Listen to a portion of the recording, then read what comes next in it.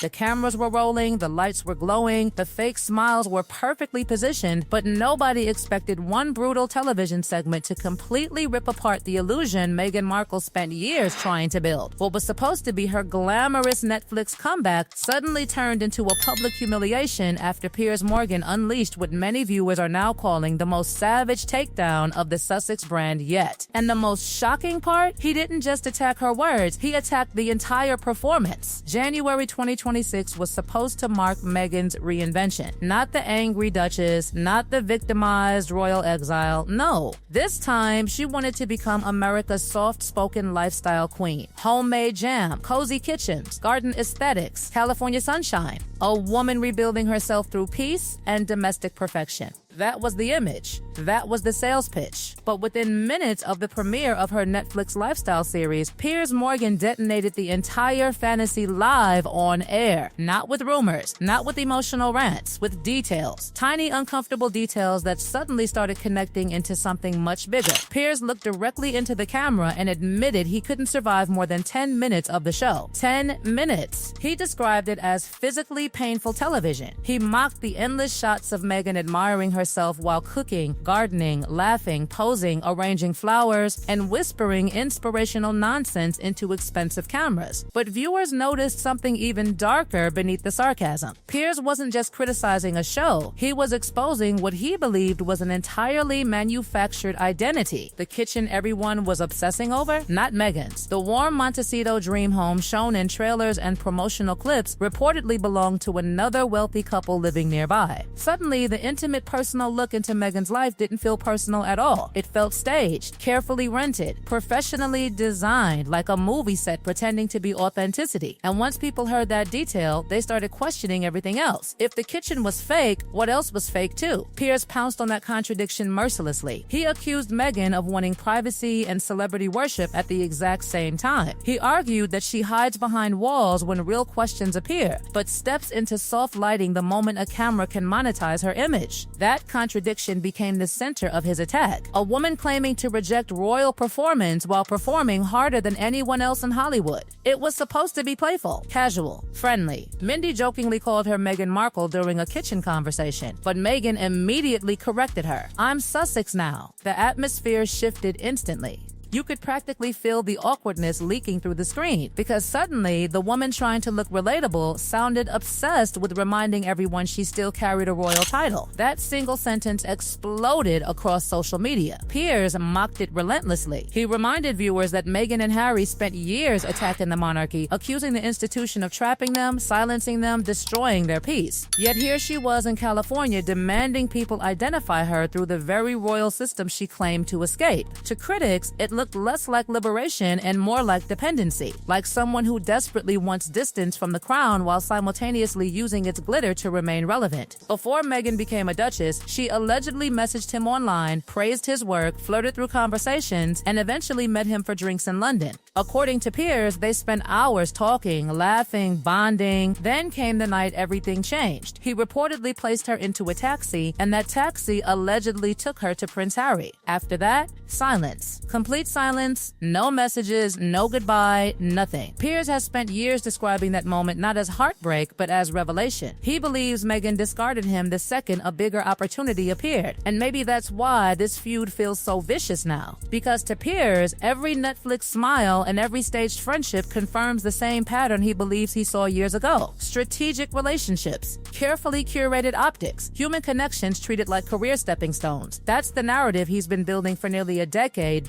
Meanwhile, Prince Harry's role in all this is becoming painfully uncomfortable to watch. While Meghan promotes candles, jam, lifestyle branding, and wine partnerships, Harry remains trapped inside lawsuits, security battles, and endless emotional warfare with Britain. The split-screen image is devastating. One side looks like luxury influencer culture, the other looks like a man emotionally stranded between two worlds. And people are noticing. That's why the Australia trip became another disaster waiting to happen. Meghan visited shelters wearing jewelry reportedly worth tens of thousands of dollars while speaking emotionally about online bullying and victimhood. Critics called it tone deaf. Others called it performance activism. Piers called it proof that the Sussexes no longer understand how ordinary people see them. The deeper this saga goes, the more the Sussex empire starts looking less like a royal escape story and more like a collapsing Hollywood production held together by branding meetings and emergency PR calls. Because behind the soft-focused Netflix visuals and carefully scripted laughter, something else is happening in 2026. The public mood is changing fast, and Piers Morgan knows it. That's why he keeps attacking harder every single week. He senses weakness. He senses exhaustion. And according to critics watching this drama unfold, Meghan Markle may be facing the most dangerous phase of celebrity culture, the moment people stop caring. The latest polls coming out of Britain reportedly sent shockwaves through royal watchers. And Harry and Meghan's popularity numbers have collapsed so badly that some surveys now place them below Prince Andrew. Think about how catastrophic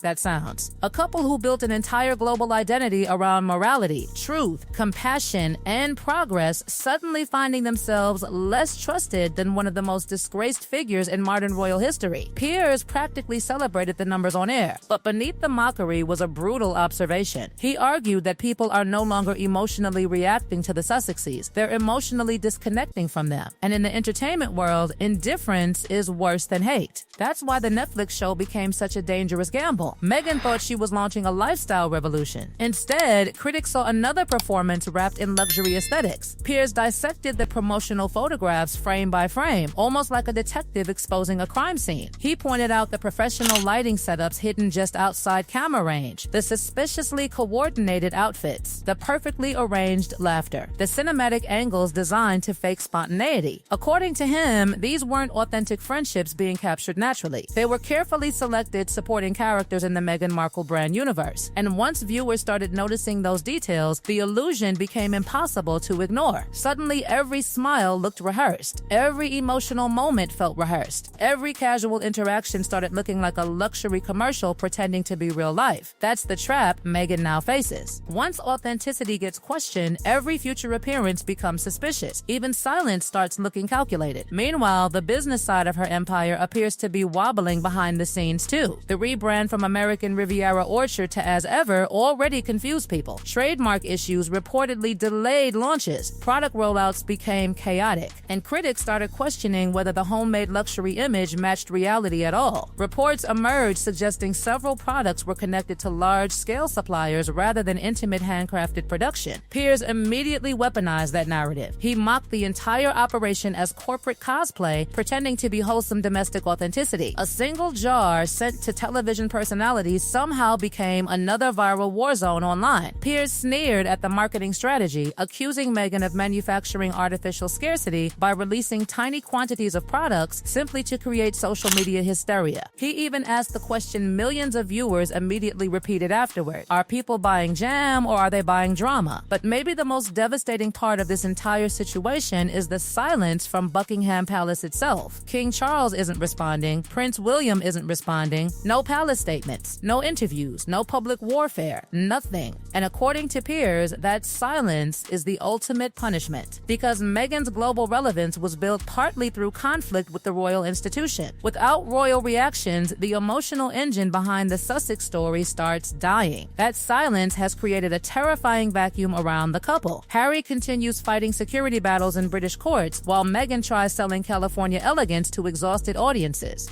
And the contrast is beginning to look emotionally tragic. One person still appears trapped in royal trauma, the other appears trapped in branding strategy. Piers claimed this split-screen existence exposes the real fracture inside the Sussex machine. Not necessarily a marriage collapse, but a mission collapse. And now the biggest question hanging over 2026 is terrifyingly simple. What happens if the public finally stops listening completely? Because fame can survive scandal. Fame can survive criticism. But fame rarely survives boredom. That's the word now floating around this entire relaunch. Boredom. Audiences feel like they've already heard every accusation, every emotional revelation, every betrayal story. The shock factor is fading. The mystery is fading. And once mystery disappears, celebrity brands start collapsing frighteningly fast. Piers ended his broadcast with a chilling observation that still echoes across social media. He said the real reveal of Meghan's Netflix show wasn't a recipe, a lifestyle tip, or a beautiful kitchen. It was the accidental exposure of a brand struggling desperately to remain emotionally believable. And maybe that's the darkest twist in this entire story. The woman trying hardest to control the narrative may have accidentally revealed the truth through the cracks in the performance itself.